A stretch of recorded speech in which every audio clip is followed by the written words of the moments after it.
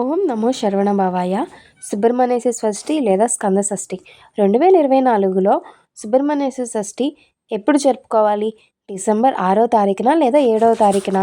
అసలు సుబ్రహ్మణ్య స్వామి షష్ఠి అంటే ఏంటి?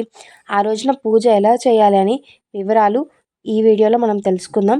అయితే ఎవరైతే ఫస్ట్ టైం వీడియో చూస్తున్నారో వాళ్ళైతే వీడియోని లైక్ చేసి సబ్స్క్రైబ్ చేయండి. ఎందుకంటే ఇలాంటి వీడియోస్ మీరు ఇంకెన్నో చూడొచ్చు. అయితే ఈరోజు టాపిక్ వచ్చేసి సుబ్రహ్మణ్య షష్ఠి ఎప్పుడు అనేది కదా. అసలు సుబ్రహ్మణ్య స్వామి గురించి మీలో ఎంతమందికి తెలుసు? ఈయన శివపార్వతుల ముద్దు బిడ్డ, గణేశునికి సోదరుడు. ఈయనకిష్టమైన వాహనం నెమలి. అయితే ఈయనకి చాలా పేర్లు ఉన్నాయి. స్కందుడు, కార్తికేయుడు, శరవణుడు, సుబ్రహ్మణ్యేశ్వర స్వామి. అయితే ఈయన జన్మ నక్షత్రం షష్ఠి. ఈయనకిష్టమైన రోజు కూడా షష్ఠి. అందుకే ఆ రోజున మనం ఆయనకి పాలతో అభిషేకిస్తే మనకున్న సర్పదోషాలన్నీ తొలగిపోతాయి. ఎవరికైతే వివాహం కావట్లేదో, ఎవరికైతే జాబ్స్ రాక, లేకపోతే జీవితంలో వెనుకపడి ఉన్నామని అనుకుంటారో, షష్ఠి రోజున ఆయనకి ఒక్కసారి అభిషేకం చేసి చూడండి, మార్పు మీకే తెలుస్తుంది. అయితే మార్గశిర శుద్ధ షష్ఠిని సుబ్రహ్మణ్య షష్ఠిగా ఆచరిస్తారు. సులభ ప్రసన్నుడైన కుమారస్వామి ఈ రోజున ఆచరించి అభిష్ట సిద్ధిని పొందుతారు. సర్పరూపంగా భావించి పుట్టలో పాలు పోయటం కూడా ఈరోజు కొన్ని చోట్ల ఆచారం.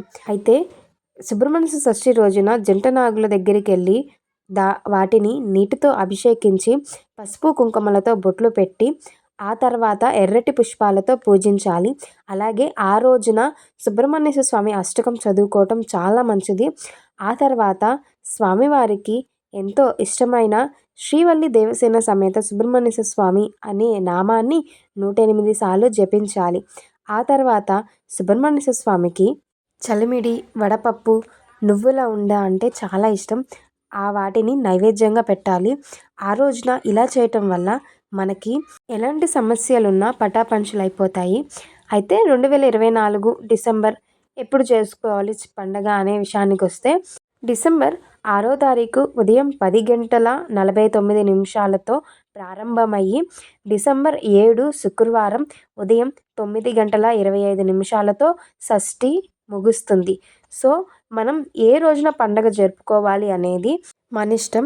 అయితే 6వ తారీఖునే మంచిది. ఎందుకంటే 10 గంటల నుంచి షష్ఠి వస్తుంది కాబట్టి ఆ రోజునే పాలు పొంగియటం, ఆ రోజునే ఉపవాస దీక్ష చేస్తే చాలా మంచిది. అయితే ఇలా చేయటం వల్ల మనకున్న సర్పదోషాల నుంచి మనమైతే విముక్తులవుతాం.